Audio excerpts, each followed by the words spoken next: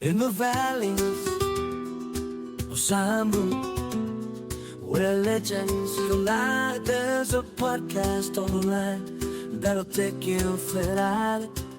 Tales Gwynedd is the name. Two lovable fools at the mind, with Welsh history in their hearts, and beer as their guide. From castles and forests to battles of power, they uncover the stories of each. Croeso and welcome to Tales for Wales, the pod that never fails to travel the seas of knowledge and return with a bounty of history that your little brains can feast on while we glug back on cheap lager and squiff the actual details we're trying to recount. I'm Jack, and as always, I'm John. John. I'm John. I fucking John. Stupid idiot. I'm joined by my co-captain of the pod, my trusty deckhand, a fellow lover of the schooners, the lovely Franco. And that last joke is quite funny because that's both a measurement of a beer and a kind of shit. So there you go. It's quite funny, actually. So if you thought it wasn't funny, you're wrong. Perhaps you're listening to the wrong bloody podcast. Perhaps you should rip your fucking earphones out and go listen to fucking, I don't know, You're Dead to Me or some bollocks like that. Yeah, some bollocks. Oh, the rest is history. Yeah, the rest is fucking boring, mate. Come on. Exactly. We've just had a 5-minute sesh slagging off all the other history podcasts, saying like we're the all kings they care of the about castle, is the facts. All they care about is history. We give the subject Although, matter. I am obsessed with the rest is politics and the rest is entertainment. That's such a good series. Don't listen to the rest is history. It won't be up your street, guys. But the rest is entertainment. The rest is politics is a great listen. You know, I'm sad about them, actually. I do need also, to get on it. I haven't even listened to a podcast in ages, mate. Like on my notes. Mate, I was struggling because I absolute hoover them up. I've got to a period now where the ones I listen to hit they all just retired at the same time. So I've been listening to a bunch of Aussie ones, and they all shut up shop at the same time. And it's weird when your podcast comes to the end because it's kind of like imagine EastEnders came to an end because I've been listening to some of them for 10 years. Every single week they come out and I listen to them. They're such a big part of my routine. And when they go, every week there's something new, and then all of a sudden there's a gap. It'd be if we ever stop this, I think people who would listen to it every week would be oh shit, it is weird and it's quite hard. You're right. It would be if we ever stopped. It'd be a real cultural shift, wouldn't it? You're quite right. People would be like, that's like when EastEnders threatened to finish. And just like he decided to hang up the mantle. I know, lads. I know it's like EastEnders going down, and it's like when Dylan went electric. I imagine people listen to our episodes one every day, then an omnibus on Sunday, just like EastEnders. Save them up, yeah. Before we start, we got to give a massive shout out to Sophie and Sam, who met at a bar. This is fucking mad. We forget. I think I definitely forget. The reach this podcast and how when it's going without being too pat on the old back. But we got a message today from two listeners, Sophie and Sam, who don't know each other, but start speaking at the bar.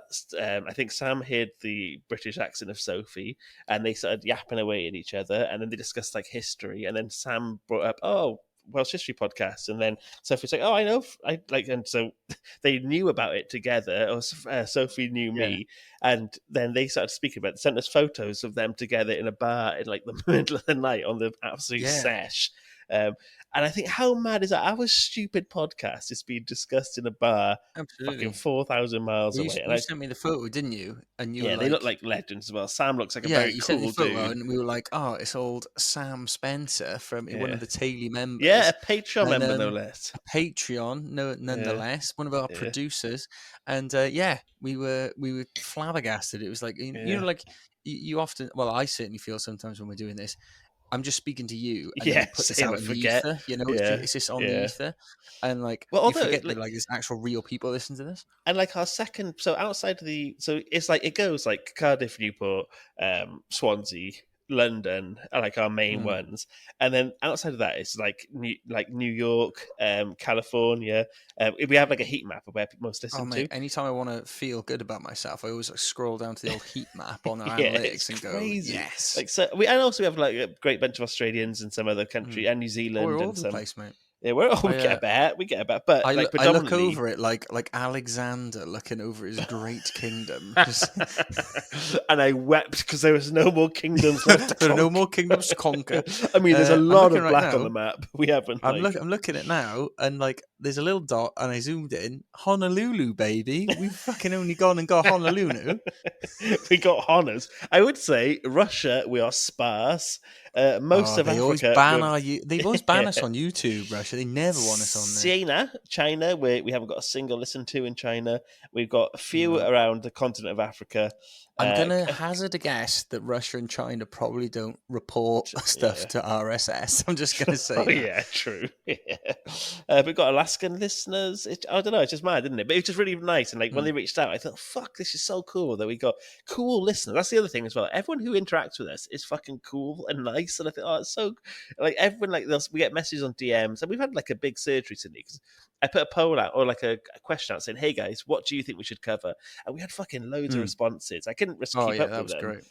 But we made a list of your ideas, by the way. I didn't respond to everyone because I'm just not very good at admin, but I did my best. I was wondering what excuse you were to give then, because I'm just not very good at it. Yeah, but and the ones I did respond to, like all of them were just great. So I tried to like reshare them and stuff, and add a fun song to each one I reshared. But but everyone who's like, I've had a follow up message was whatever. It's just so lovely, and like the community where like I wish we had like a space for everyone from the community to chat, like on Facebook or something. But we can't be asked to make a Facebook group. But like, do you know what I mean? Like everyone we've interacted with is just so nice and cool. And that's the thing. Everyone does like cool jobs. They're like photographers. Like we got a guy who's like a metal worker. We got like a t-shirt designers, and so everyone just pops up. They just do cool jobs, and everyone who just I don't know. I feel quite lucky that we haven't got any people psychos. Of interest, aren't they? Everyone we speak to seems to be an interesting. Well, just nice. Person. Like it's almost like every single person is a person into their own, aren't they? They're a layered individual. I thought we've got like thousands of listeners, and no one's been a dick. No one's come out of the woodwork and been like, "Oh, actually, I think you should kill yourself." You're almost waiting for it, aren't you? I am. I'm always waiting for it. Like, you know what? I think you're a fucking prick. And I'll be like, "Well, fuck you, cunt! I'll smash your skull in." Like, I'll just get really uppity about it. But, I am wondering how we'll cross that challenge when it's presented to us. Yeah, because I've got a short temper. No, that's just inviting it now. My full-on keyboard warrior will come out and go, "Listen here, mate." I'm less of that. I'll just... People know where I live. Just come to my door. I'll fucking spark you out, kid.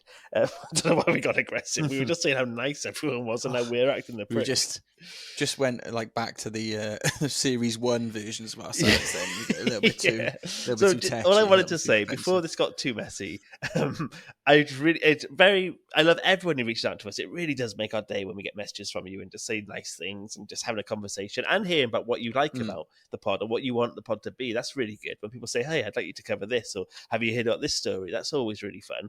But it's just so cool to know that in like New Orleans, where it's like the soul of music and jazz and like totally different times and Mardi Gras, and then it's just our stupid podcast is a part of a conversation it's being mentioned in a bar somewhere. It makes me giddy. That does. It does. It's lovely. Mad. So just big shout out Sam and Soph. Yeah, huge shout out to Sam and Soph. And I said this is not me plugging the paid Patreon, by the way, but anyone who does just fancy a little bit extra, just go and join our Patreon for free, because we still do interactions like polls and photos. We post little tidbits and photos and things like that you don't get on like RSS or the normal feeds. So even if you don't want to pay for the paid one, that's fine. Just come over and do the free one, and you can participate in the polls. And you can comment there and shit, can't you? You can comment on things and like have you say, and it's like I said, it don't cost you a thing. Okay, it don't cost you a thing. And if you pay the Taily member, which is the highest tier, we do episodes dedicated to where you're from, and then we turn you into the Mabinogion and we give you some artwork and stuff. And we done our first one the other day because loads of people signed up for it, but then didn't actually ask for the stuff, so we had to like prompt them. And now we've got a good couple in. So we done Clarky Boy the other day. Clarky. And we got some others lined up, which will be coming out. OAJ next. We got OAJ. True, yeah. So we got a bunch of producers. Also, Kerry Heaton, one of our newest. Bringing the heat. Yeah.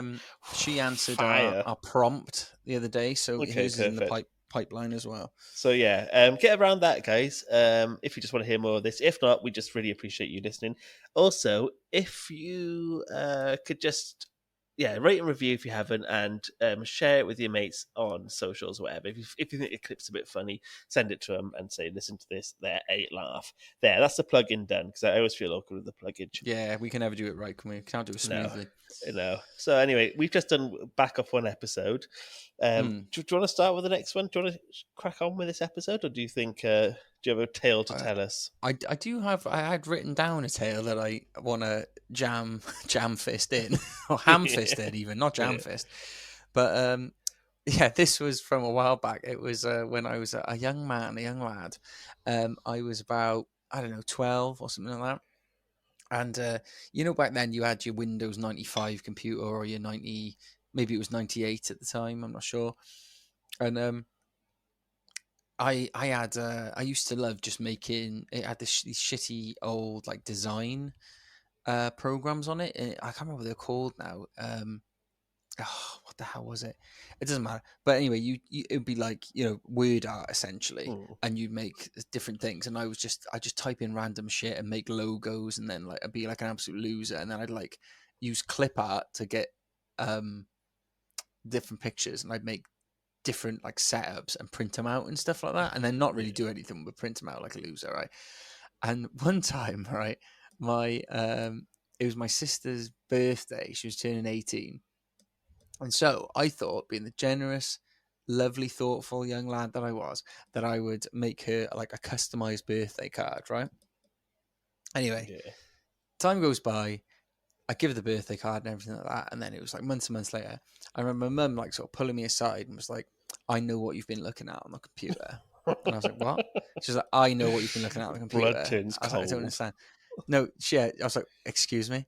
And then she went, "I've seen your search history on," and bear in mind this was just a program for just clip art, right? Yeah. And it would save your searches. So I see what you've been putting in there: blue-eyed, blonde-haired, 18-year-old girls. It's because I was trying to find a picture that looked somewhat like my sister, right? And I was like, "What?" I was like, even with my limited understanding of the internet at the time, I was like, "What do you think I was? Do you think I go to clip art for my fucking porno fix?" I'm a connoisseur, mother. I would never.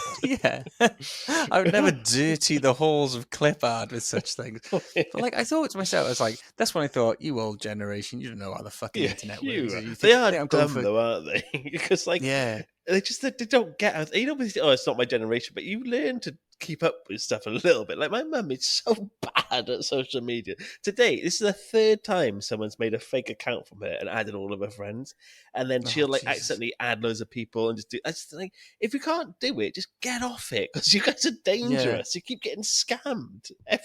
My nan is one of the people who like shares those fucking things that are like, Tesco's is going to ban the poppy this year because a Muslim said they don't like it. And then it doesn't say a single thing about where that Tesco's is, because it's made up. It's because it's completely made up. But it's in your head. Yeah, my nan, the generation that told my mum, don't believe everything you see on telly, believes every single thing she sees on Facebook. Every fucking thing that passes her gaze, she fucking... It's absolutely ridiculous. Do you want to hear my clever thought I had the other day? Oh, please. So, like, I was thinking about how, like, the SNP is imploded, and, like, the Tories have imploded, and how Plaid Cymru had turbulence and hasn't quite reached the same levels, but it doesn't have the same scale, so it's a bit different. But, like, I was thinking about the instability of new leaders. Like, we've talked about, like, great leaders, and then, like, following them, the demise, the turmoil that falls. Yeah, so, like, it often works that way, doesn't it? A great leader follows and then comes a weak leader after them. Yeah. And not even just a weak leader, it's the power of a great leader to keep things like, so like Rhodri Mawr, who like controlled all the Wales, and then there's turbulence after that. Edward I was like the most powerful king, and then Edward II, his son, was shit, and everything fell apart. And like we look at Welsh princes or sons who like try to wrestle and control only to implode or betray each other and stuff. And like it's the same today. Like so, you had like Nicola Sturgeon, and then she imploded, and like her husband got in trouble. Then Yousaf afterwards, like he had a vote of no confidence, and he fell apart. Yeah. And like you think about Liz Truss, Boris Johnson, and now Rishi Sunak, like none of them could like follow Boris's like kind of bravado. But like when someone like that falls down, like with Mark Drakeford, for example, he was a steady hand on the tiller during the pandemic and all that stuff. And now look at Vaughan Gething; he's got a vote of no confidence next week. It's like that's just I don't like Vaughan Gething, mate. No, me. I think he's a grub. Yeah, I do think he's aggressive and quite mean. And this like whenever they ask him about this stuff, he's like, "Why are you asking me that?" It's like, well, it's a really serious point. You took 200 grand from a company who he's dodgy, mate. I think he's dodgy. In my opinion. Sorry, I'm detracting from your point, but I know what you mean in that like it's you get these. It's funny, isn't it? How like even in history, like 1,000 years ago, we had the same problem. Like the power of a leader is so important. It might not repeat as such, but it does rhyme in a way. Doesn't That's nice. I like that saying. But I do think it repeats in a lot. But also, like I just don't think you could underplay them. There was, the Plaid Cymru leader, Adam Price. He fell on his sword because there was like people under his watch. Apparently, there was misconduct and stuff. So he fell on his sword. Yeah, he resigned, didn't he? After that. Yeah, and now the new Plaid Cymru leader, to be fair, is actually doing all right. Oh, absolute proper. That his name is something that we would talk about from Bryn ap Iorwerth. Yeah. He used to be like a TV host, and he was in the media and stuff. So he's actually quite a good presence on telly. But do you know what I mean? Like all these, he played Jack a Juck, didn't he? Did he? No. Oh, not at all. No. Hochline is stinkered with that.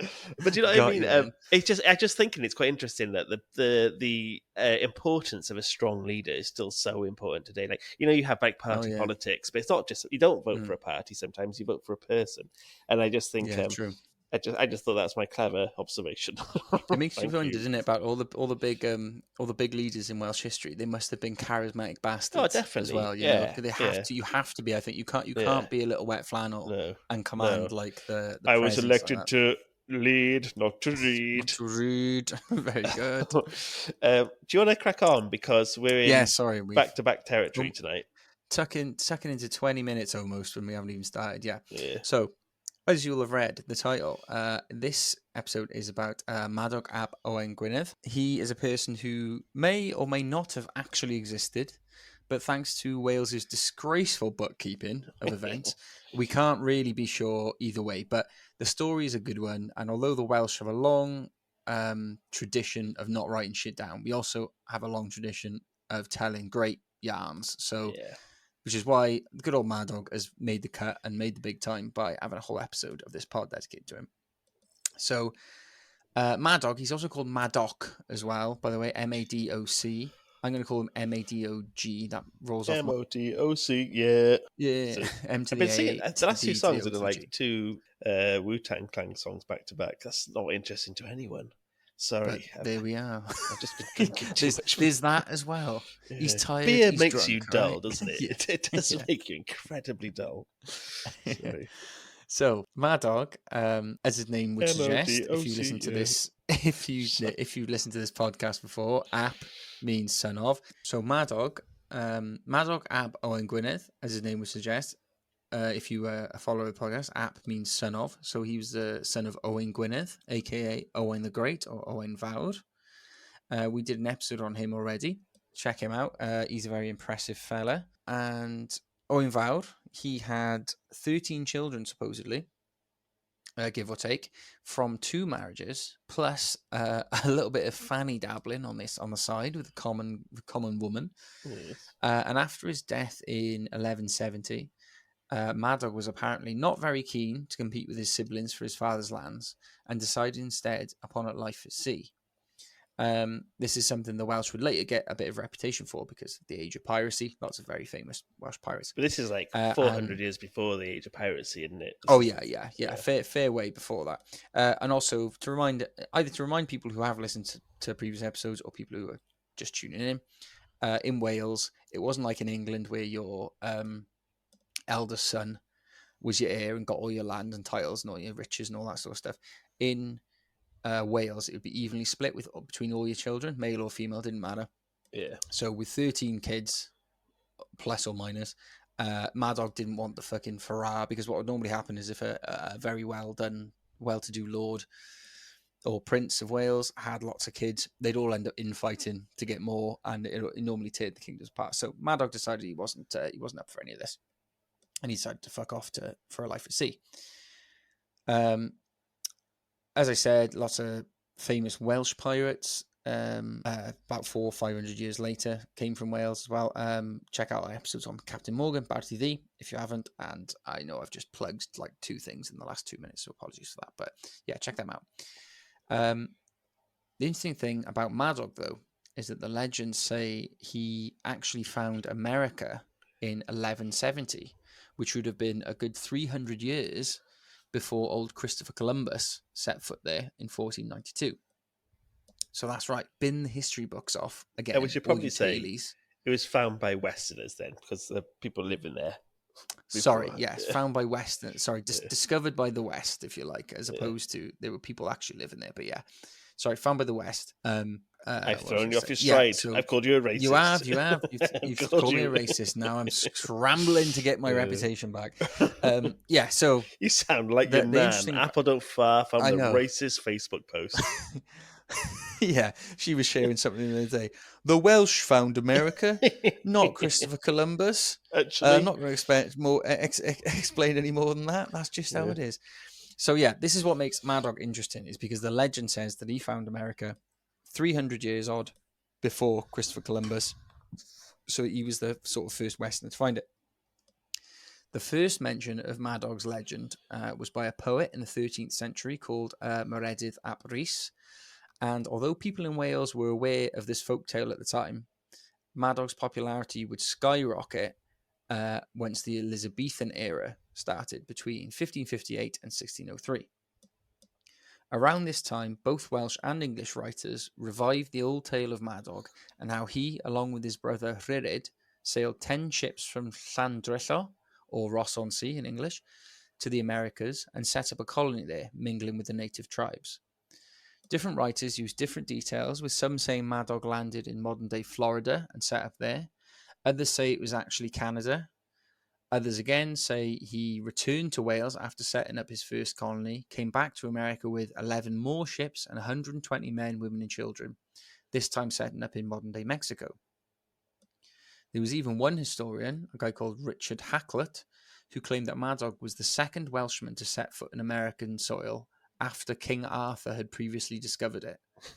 Old Richard wasn't taken very seriously, though, as you can imagine, because he was just a fanatic, essentially. You could really just say anything back then, you know, and if you didn't have to do a lot of proof. Richard, yeah, exactly. That Richard exactly. Go check out his episode, another plug. But Richard Hakluyt, yeah, he's not taken seriously, but I thought that was an interesting event. No, actually, it was King Arthur who discovered it. It's like, fucking King Arthur, who seems to be 1,000 years old. He just seems to be every... Yeah, he also spans about 3,000 years if you read like all the stories as well. Yeah. All the stories. Sorry. Yeah, I was just going for a count. All the stories, bro. We're actually, we're going to get a director who's making a film about King Arthur on as a guest soon. So that's exciting. That is very exciting. Little sizzle reel for you guys there. Yeah. Sorry, where was I saying? Oh, yeah. So the guy who was shystering about King Arthur, right? Ignore him, because that was bollocks. But despite being a good story, the real reason for the resurgence in the Madoc myth was that Queen Elizabeth and the government of England at the time, they were desperate to have a stronger claim than the Spanish on the recently discovered lands of America. So this whole effort by these writers was mainly to claim that because Madoc had discovered America first, and he was a Welsh prince, that Elizabeth had claim on America. It's worth mentioning that if Madoc, because the way they looked at it was, you know, Wales was part of England, annexed by them in 1282. It's actually funny though if you actually. It's actually quite funny. It's actually funny. Actually, it's funny. It's actually quite funny. Yeah. If you look at the history, if Madoc had been real, he would have been living in 12th century Wales, which actually would mean he wasn't under English rule because they hadn't been conquered yet. Quite funny. So if you think about it, it's actually quite funny. It's actually hilarious that you think that. If you actually use your fucking brain for a second and if you get off your royal ass and think for a second. God, you stupid bitch of a woman. Yeah, to have a woman. Anyway, but so that is, unfortunately, there's not much detail in Madoc's story about discovering the Americas, but there was something cool that I unearthed in my research, right? Have you ever heard of this before? The Welsh Indians? Yes, I was gonna actually. You I've been have. doing so well not to split all this out. By the You've way, been waiting to have your little input of it. yeah. Go on, have your moment. Well, yeah, have your moment. Say your bit. So these were supposedly the descendants of Madoc's colony or colonies, depending on which historian you believe, who had mingled with the Native Americans and supposedly led to Welsh-speaking Indians. This again is a lot of conjecture, a lot of old wives' tales type thing, but it is interesting nonetheless. And I love finding stuff that connects Wales and America. I don't know about you, like just little Yeah, I things. do. Do you know? It's funny. It's I quite a got cool a thing. friend in the moment who's in Austria, and she's been sending photos, and they look unbelievable. They look generally like they look like I said they're so good they could be screensavers on like Windows on right? a Windows Yeah, PC. yeah, they are amazing. But because it's not, I don't know the history of the place. I don't really feel that impressed by it. Where if that was Colorado, and because I studied Native American history at uni, and like I have a big affiliation with Native. I love American history for all its faults. I just think it's so interesting. So much happened in such a short space of time. If I saw that photo of Colorado, I'd think, fuck, I understand like people would live here for so long and their relationship with it all and stuff.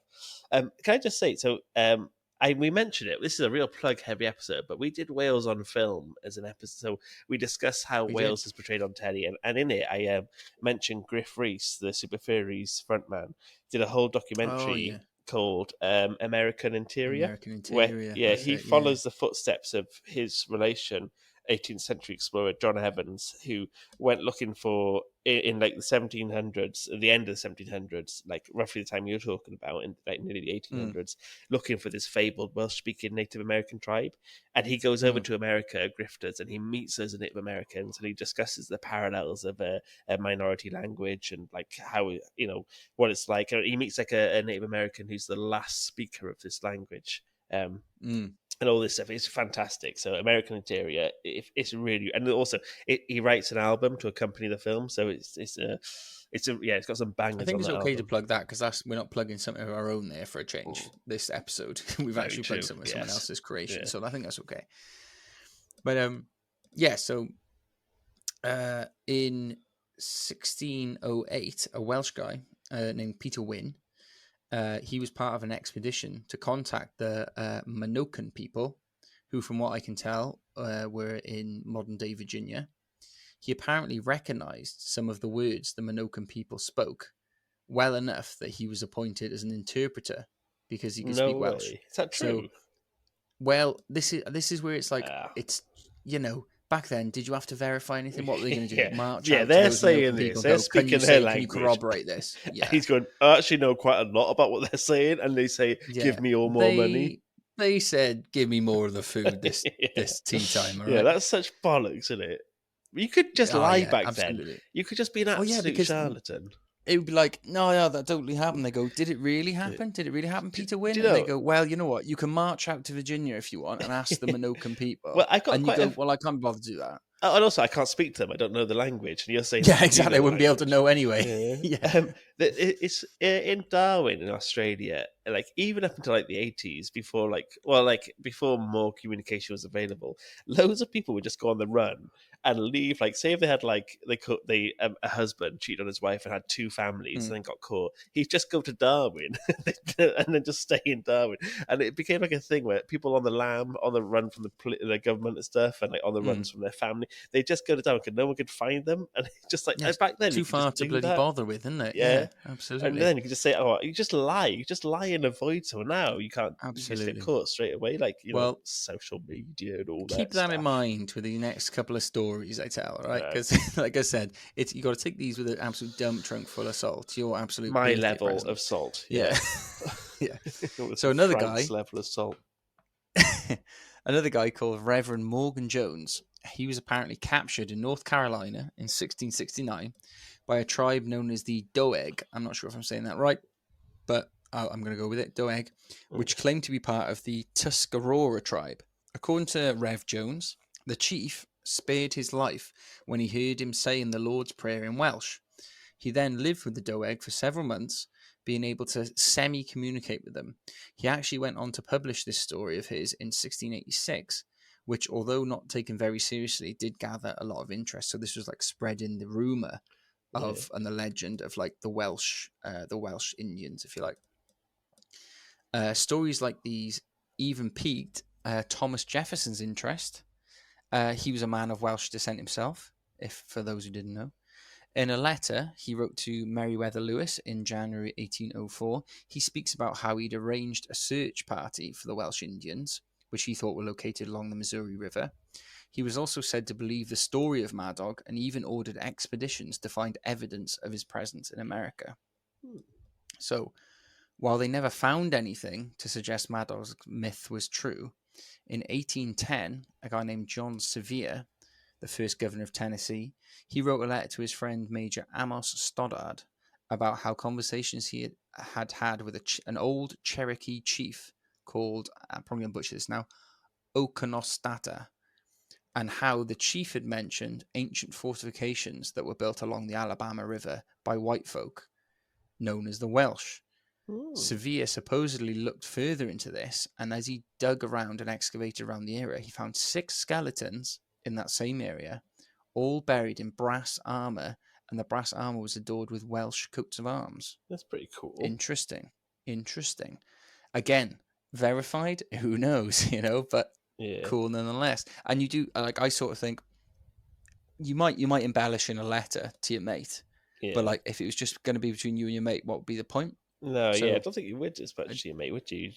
Yeah, because you'd be just, like, what would be the point in lying? And they'd call you out for being a bullshit. Exactly. Unless the letter back says, as if, mate. But something similar happened again, not too long after. A guy named Thomas Hind, mentioned in one of his letters about finding graves in 1799 in Jeffersonville, Indiana. This also contained men in breastplates bearing Welsh coats of arms. So at least 13 tribes have been identified as the potential Welsh Indians over the years. But after a while, anyone with any sort of idea settled on the fact that the Mandan people were the most likely candidates to be sort of closest to Welsh. This was apparently because they had a very different culture, language, and appearance to their neighbouring tribes. Oh, they were backwards, were they? They were bloody backwards. They were the Dumbos. They're probably Welsh, they are. Yeah. They also had what was called a Mandan bull boat, which was basically identical to a Welsh coracle. And the theory is that they were taught how to build coracles by Madoc and his crew, who mingled with their tribe over the centuries before.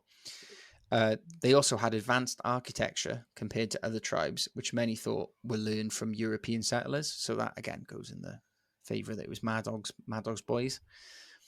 But yeah, it's very much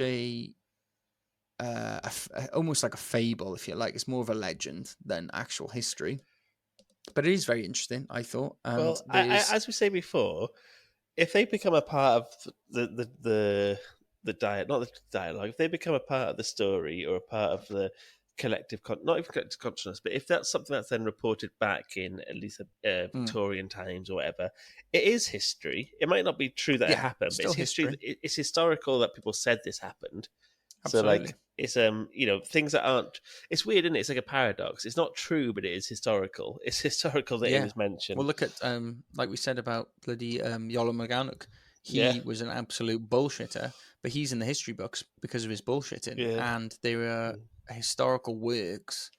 And it was his bullshit noteworthy at the time. Yeah, we should definitely do an episode of Wales in America because, there was 5 of the signatories of the Declaration of Independence were Welsh. Like Abraham Lincoln, Thomas Jefferson, John Quincy from Adams. Wales in the Washington Monument. Well, on the Washington Monument, there's a plaque that says "For I fy Ngwlad fy Nghenedl," which and that translates to what's that in English? Our language, our country, our birthplace, my heritage. Is it or my birthplace? So it's our birth, my birthplace, and then it says Cymru am byth, Wales forever, and that's on the Washington Monument. There's a part that's engraved within it, and it's Wales. Scranton Is it was like a massive Welsh is it town. Pennsylvania? They had Yeah. So they had lots of Scranton. Welsh, didn't So they? that's Scranton's in Pennsylvania. It's called the Mm. Electric City, and it was a massive mining community, and that's where most of the Welsh settled. Mm. So we should definitely do a Wales in America episode, and 100%. we got loads of American episodes. That's definitely one to do. And like you said, we got lots of American listeners as well. So Yeah. hopefully that would appeal to like our colonial cousins. Oh, if you're an American listener, drop us a message to say how you found this, or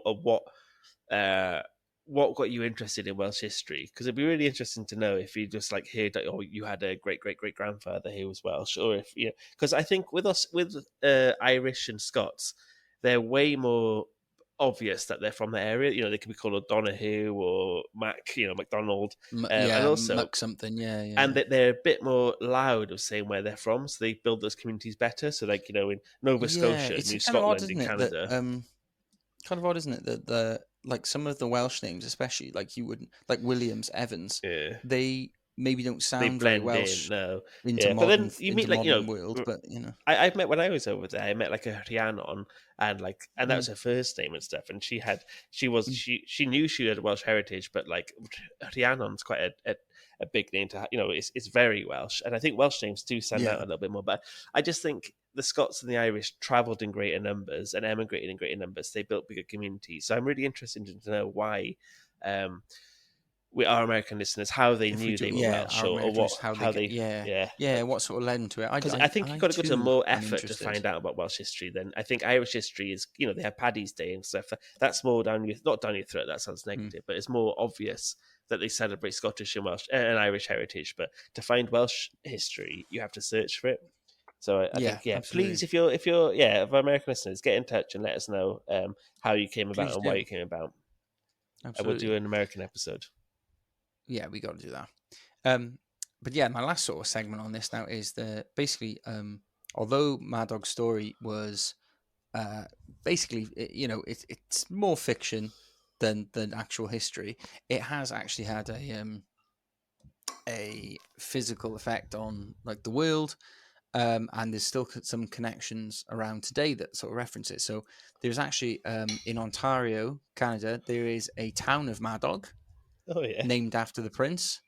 And also there's loads of guest houses and bars across all of North America called Madoc, or the Prince of Gwynedd, or Madoc. There's also a town, this is in Wales, mine, so that less sort of surprising, but there's a town in Wales called Porthmadog, which means Madog's port in English, as well as the town of Tre Madoc, which is Madog's town. They're both in Gwynedd, which is what he was a prince of, supposedly. But they actually, and this kind of was a bummer, they're falsely attributed to Prince Madoc, but they're actually named after an industrial developer called William Alexander Madoc. But I prefer the revisionist history, and that it's from Madoc. What they say in Peep Show? If you give me print the myth or print the legend, print the fact or print the legend, print the legend. Exactly, the myth, you idiot.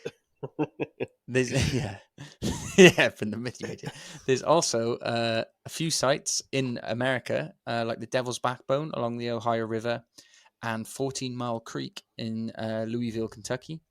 They also claim to be the sites of Welsh Indians as well. And there was actually, I think it was the Devil's Backbone, they had a plaque there up until, I say fairly recently, it's probably about 100 years ago, or not quite that, maybe 50 years ago, a plaque that said about Madoc, and he was a Welsh traveller that found America and all that sort of stuff. But they had it removed because obviously it's not exactly historically accurate. But there we are. That's your lot. Well, can I add one more? We will definitely do Welsh. We'll definitely do Wales in America. But they even say America was named after a Welsh person called Richard Emeric, and his coat of arms is his stars and stripes, and he's called Richard Ap Merrick. And that anglicised to Richard Emeric, Amerike. And he's from like the 1500s, so I can't exactly know the dates of his, but I remember hearing that on QI. Emeric. Yeah, so Richard Emeric, he is supposedly just seen a his reason. coat of arms. I can totally see the correlation there. Yeah. So apparently the naming of America was inspired by a Welshman, and that's less fiction. It's more rooted in fact, but there's still also contrary reasons. They got different reasons for it. No But way. that's one of them. That's one of the argued reasons. But we'll cover that in a US version. Yeah, we'll do a whole Should we like try and America and Wales thing. Maybe we line up for the election, for the US election. Ooh, we always talk about trying to do things a bit more current. in keeping, don't we? In current affairs, we did it once with Santes Dwynwen. Yeah, we got to do it time more we've ever often. done it. I think we should wrap up because Emma just texted me saying Bone needs potty, so that's the dog needs to go to the toilet, and she just ate a moth, and I am being true. She says, I'm being true right now. I'm being true. If I'm going dead slur, she's being true right now. Dog's eating a moth, right? Time for us to go. Diolch yn gwrando. We love you sincerely and dearly. Catch you soon. Ta-ra.